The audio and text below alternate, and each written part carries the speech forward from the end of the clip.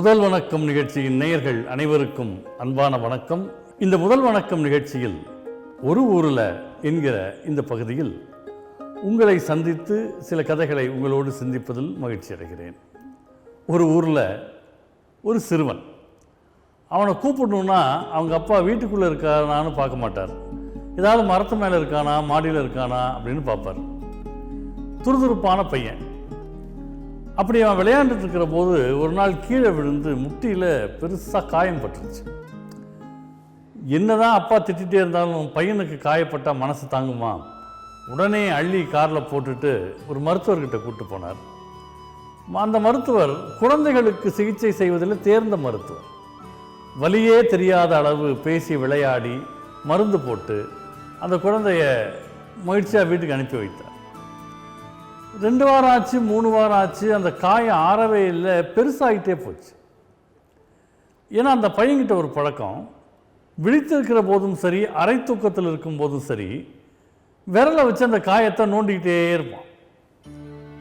மறுபடியும் அப்பா வலிக்குதுன்னு சொன்னால் அந்த அப்பா சொன்னார், உன்னை நான் டாக்டர்கிட்ட கூட்டிகிட்டு போகிறதா இல்லை அப்படின்னார். தெரியும் உங்களுக்கு என் மேலே கொஞ்சம் கூட பாசமே இல்லை அப்படின்னு அவன் ஏறக்குறைய கேஸ் போடுற குரலில் பேச ஆரம்பித்தான். அப்பா சொன்னார், ஏய் உனக்கு முதல்ல அடிபட்டது, அது ஒரு விபத்து. உன்னை அள்ளிக்கிட்டு மருத்துவமனைக்கு நான் தான் ஓடிப்போனேன். ஏன் தெரியுமா? உனக்கு ஏற்பட்ட காயத்துக்கு நீ பொறுப்பு இல்லை, அது விபத்தில் நடந்தது. ஆனால் அந்த காயத்தை ஆற விடாமல் நீ தொடர்ந்து நோண்டிகிட்டே இருந்த பத்தியா, அதனால் அந்த காயம் ஆறாமல் இருப்பதற்கு நீதான் பொறுப்பு. நான் தான் இதுக்கு பொறுப்புன்னு நீ ஒத்துக்கிற வரைக்கும் உன்னை டாக்டர்கிட்ட கூட்டிகிட்டு போக மாட்டேன் அப்படின்னு அந்த அப்பா சொன்னார். இதில் என்ன விஷயம்னா, அந்த பையன் மட்டும்தான் தன்னுடைய காயத்தை நோண்டிகிட்டு இருக்கான்னு இல்லை. நம்மில் பல பேர் நம்முடைய தோல்விகளை, நம்முடைய பழைய அவமானங்களை, நம்முடைய வருத்தங்களை மனதில் வைத்து தோண்டிக்கொண்டே இருக்கிறோம், அதை சீண்டிக்கொண்டே இருக்கிறோம். அந்த காயம் ஆறிவிடக்கூடாது என்பதில் கவனமாக இருக்கிறோம்.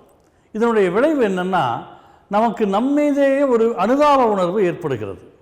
அந்த அனுதாப உணர்வு காலப்போக்கில் தாழ்வு மனப்பான்மையாக முதிர்கிறது.